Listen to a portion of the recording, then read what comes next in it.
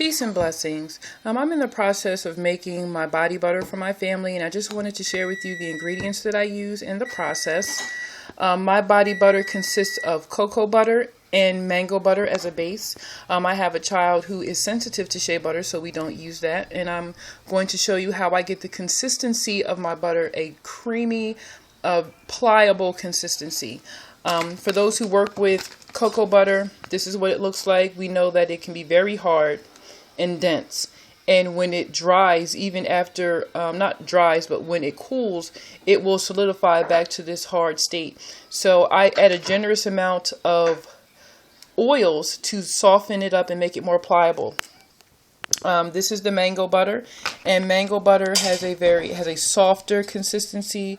It is not crumbly, but it does fall apart easily, but it melts very easily into the skin. This is what mango butter looks like. I also use pure avocado oil, calendula flower oil, Jamaican castor oil, black castor oil, and I use argan oil. Okay. I use coconut oil, and the cocoa butter and the mango butter I already have melted just for time purposes, because cocoa butter does take a long time to melt. Now what I do is I use something called a double boiler method. I never apply my butters directly to heat, and I do not microwave them, because that strips the butters of their medicinal properties. A double boiler method is basically when you fill a pot with water, and then you take a glass container and you put the container in the water, and then you drop whatever butters that you need melted inside the pot. And the heat from the water melts your butters down. That way your butters aren't getting scalded and they're not being overheated. Your water does not have to be boiling. You can have it turned down low and let it melt slowly. That way it stays at a consistent heat and it doesn't get overheated, thus changing the molecular structure and stripping the medicinal properties of the butter. So I already have my mango butter and my cocoa butter melted. Now I'm going to add in, I'm one-handing this, so I'm going to add in my coconut oil. And I add a generous amount again because cocoa butter gets very hard when it solidifies, so I want to make sure I have a nice balance of oil that is going to make it more pliable. So this is my cocoa oil, and I'm making a large batch of it, so I add a generous amount, and I am one-handing it. Now, coconut oil melts pretty quickly. After about 75 degrees, it will start to melt almost instantaneously. So I'm just using a wooden skewer. I don't use metal utensils when I'm mixing my butters, because I've read that using metal utensils changes the acidity to the butter, so I don't use. I'll either use a wooden spoon, or here I have a skewer, so I'm just using that to stir up the butter. And again, I added a generous amount. You can see how quickly the oil is melting inside the butters. And I'm just stirring it around in there, and as you can see, that one little piece in there is almost melted. I'm just going to keep stirring that.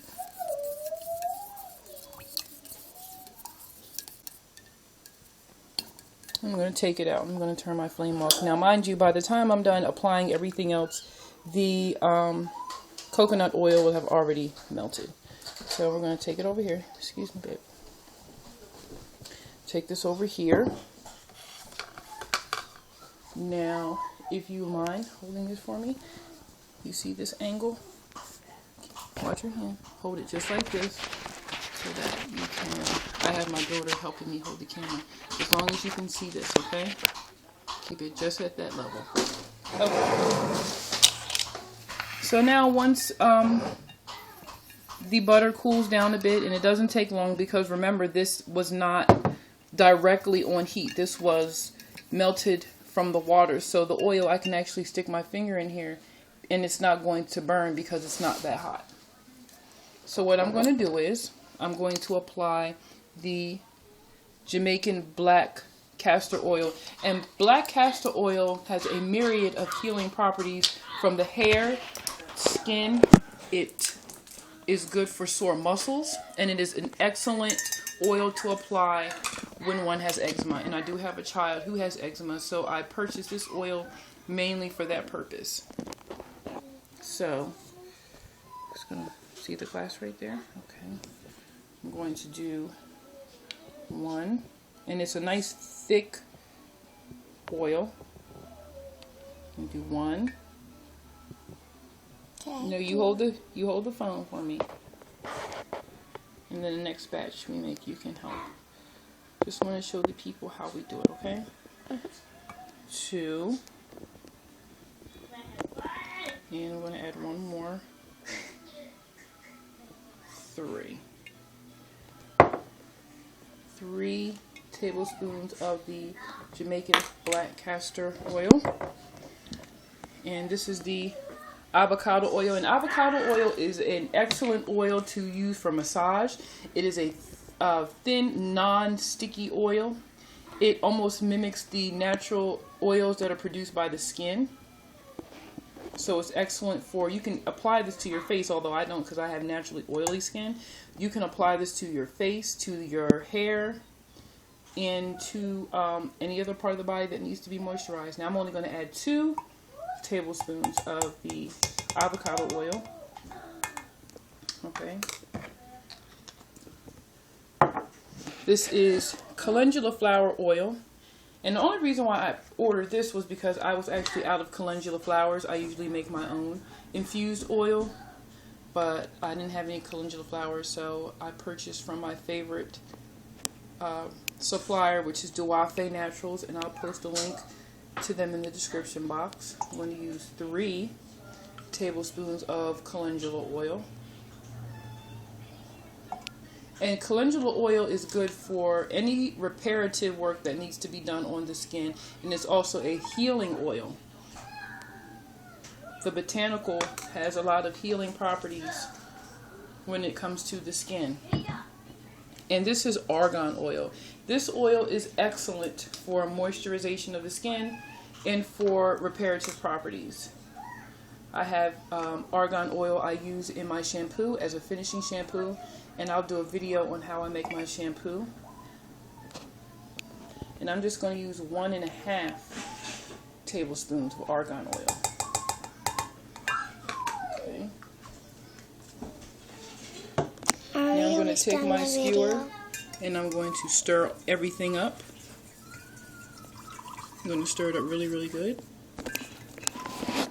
I almost done. I'm almost done. I'm just going to keep stirring that up. Can I stir it?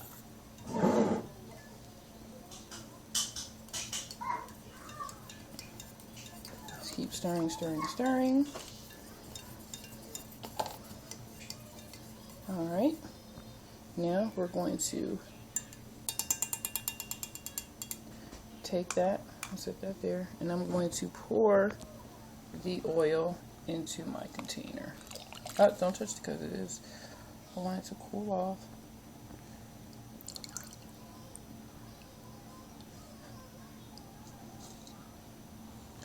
And if you like, we could put the top on.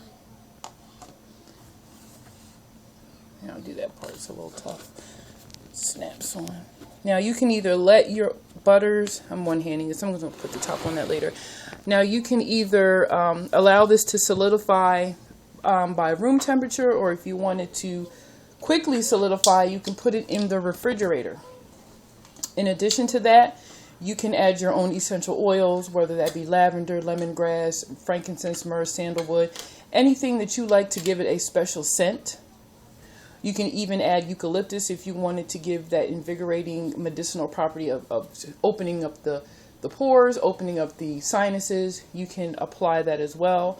This oil, this butter, I'm not going to add any essential oils because it's for everyone, and I really don't think my husband would appreciate walking around smelling like lavender or anything. So this is a simple butter that I made.